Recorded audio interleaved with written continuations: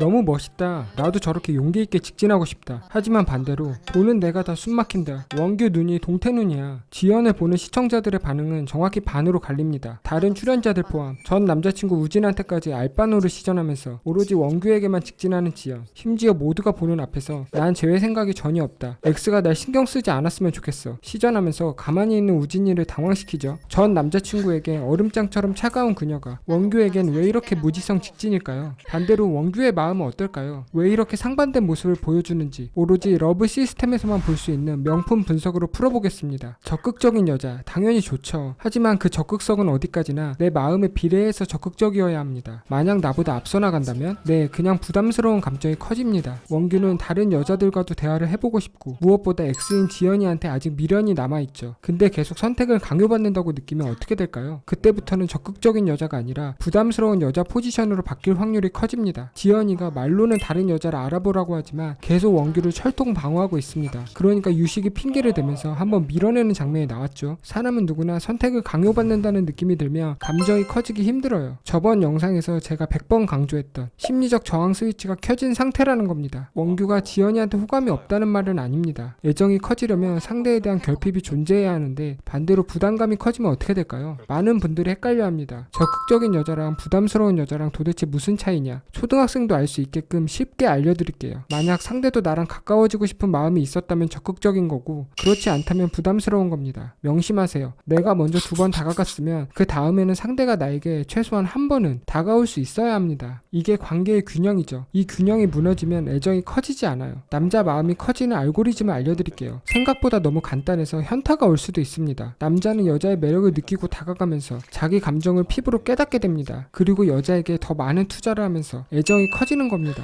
너무 간단하죠? 하지만 이걸 제대로 이해하고 사용할 줄 아는 여자는 거의 없습니다. 왜냐고요? 첫 번째, 남자가 다가올 수 있을 만한 매력을 보여줘야 한다. 두 번째, 적당한 거리를 유지하면서 상대방에게 결핍을 줄 수 있어야 한다. 세 번째, 남자가 계속 노력할 수 있게 관심과 결핍의 균형을 유지해야 한다. 더 쉽게 말해서 남자가 여자한테 노력을 해야 감정이 커진다는 겁니다. 이걸 심리학 용어로 노력 정당화 효과라고 하는데요. 사람은 누구나 더 많은 노력을 들인 결과나 대상에게 압도적으로 더 높은 가치를 부여한다고 합니다. 투자라고 해서 속물처럼 돈이나 비싼 선물을 받으라는 뜻이 아닙니다. 남자가 여자한테 시간적, 정신적인 투자를 해야 감정이 커진다는 거죠. 원규를 보면 어때요? 지연이에 대한 결핍이 크지 않습니다. 그럼 여자 가치가 커지기가 힘들어요. 남자에게 다가가서 마음을 흔들었으면 이제는 남자가 다가올 수 있게 기다려줄 수 있어야 합니다. 하지만 그런 여유가 전혀 없죠. 지연이는 원규에게 100% 직진을 하고 있습니다. 즉 원규 입장에선 언제든지 만날 수 있는 상대로 인식이 되어 있습니다. 반면 X인 지연이는 원규에게 거리를 두고 있을 뿐만 아니라 다른 경쟁자들까지 존재하는 상황이죠. 사람은 누구나 불확실한 현상에 대해 더 높은 가치를 부여하는 본능을 가지고 있습니다. 그럼 당연히 지연이보다는 지연이한테 더 신경이 갈 수밖에 없는 거죠. 남자가 여자를 좋아하게 되는 알고리즘이 뭐라고 했죠? 여자의 매력을 발견하고 여자랑 가까워지기 위해 시간과 감정을 투자하고 그 투자가 커질수록 여자 가치를 더 올려치게 하게 됩니다. 이건 선택이 아닙니다. 그냥 본능이죠. 지금 지연이는 일방적인 직진만 하고 있습니다. 결국 시간이 지날수록 원규가 흔들릴 확률이 더 높다는 거죠. 이게 직진녀의 가장 큰 약점입니다. 관계를 쉽게 시작할 수 있지만 장기적인 관계에서 이미지가 무너질 수 있다는 겁니다. 그런데 이상한 점이 있습니다. 원규한테는 이렇게 세상 다정한 지연이가 도대체 전남친인 우진이한테는 왜 이렇게 차가울까요? 우진이가 재회를 강요한 것도 없는데 말이죠. 심지어 다들 들으라는 식으로 우진이를 깎아내리는 말을 서슴지 않습니다. 이 상반된 행동이 바로 지연의 진짜 마음을 들여다볼 수 있는 열쇠입니다. 사실 원규를 향한 이 직진은 우진에게 받은 상처에서 비롯된 강력한 방어 기제에서 출발했을 수도 있다는 겁니다.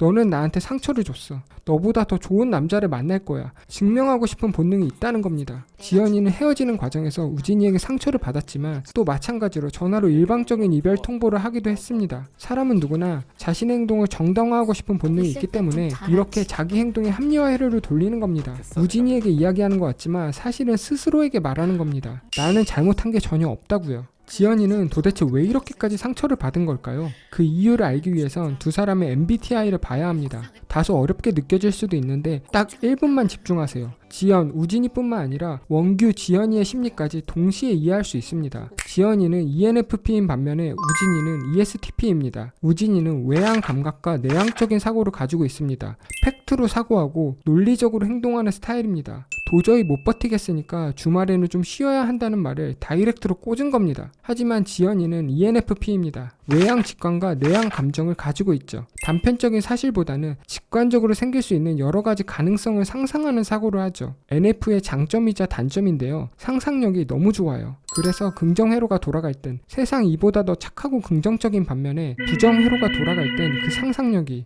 부정적인 방향으로 열일을 하게 됩니다. 지연이 입장에서는 우진의 말이 나 이제 너 안 좋아해. 너가 그 정도 여자는 아니야. 이렇게 부정적으로 받아들였을 확률이 높다는 거죠. 큰 상처가 됐을 거고 자아를 지키기 위해 우진이를 나쁜 사람으로 규정할 수밖에 없었다는 겁니다. 이건 어느 한쪽의 잘못이 아닙니다. 우진이는 상대를 더 배려하고 공감하면서 말하지 못한 거고 지연이는 확대 해석을 하면서 문제를 키운 거죠. 다른 커플인 원규랑 지연이도 이런 커뮤니케이션 문제가 이별에 영향을 끼쳤다고 봅니다. ST인 원규는 별 생각 없이 사실 그대로 말하는 스타일이고 NF인 지연이는 말에 의미를 부여합니다. 근데 하필 감정적으로 힘든 시기이기 때문에 쟤는 날 사랑하지 않아. 이렇게 확대 해석을 하면서 상처를 받은 거죠. 원래 NF 유형은 공감 능력이 높아서 배려심이 강한 반면에 그만큼 예민하게 반응할 확률이 높습니다. 반대로 ST 유형은 뒤끝은 없지만 필터링이 좀 부족한 면이 있거든요. 다만 ST 유형은 타고난 감각이 좋은 편입니다. 그래서 좋은 방향으로 성장한다면 나이가 들고 경험치가 쌓일수록 예쁘게 말하기도 합니다. NF 유형은 잠재 능력은 매우 높지만 감정에 따라 기복이 심합니다. 그래서 만약 여러분이 NF 유형이라면 시간 아까워하지 말고 감정 케어를 꼭 해줘야 합니다. 그래야 자신의 능력치를 100% 발휘할 수 있습니다. 마음에 드는 남자에게 어떻게 다가가야 할까요? 가만히 기다리기만 하다가는 놓칠까봐 불안하고